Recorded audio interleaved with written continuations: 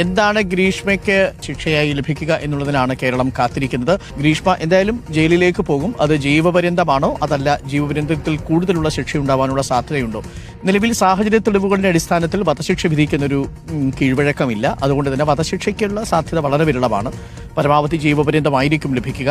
ആ ജീവപര്യന്തം ലഭിച്ചാലും 10-14 വർഷത്തിനുള്ളിൽ തന്നെ അവർക്ക് പുറത്തിറങ്ങാൻ സാധിക്കുമോ എന്നുള്ളതാണ് നമുക്ക് അറിയേണ്ടത്.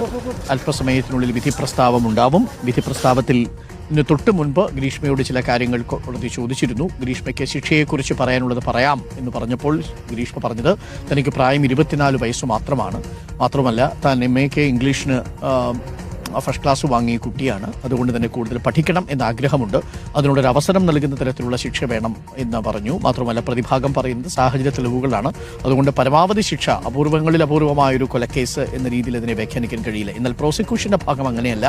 ഒരു ചെറുപ്പക്കാരന്റെ പ്രണയത്തെ തന്നെ കൊന്നു എന്നുള്ളതാണ്. വിശ്വസിച്ച ചെറുപ്പക്കാരനെ കൊന്നു എന്നുള്ള ഒരു കേസാണിത്. അതുകൊണ്ട് തന്നെ പരമാവധി ശിക്ഷ നൽകണം എന്ന് പറയുന്നു.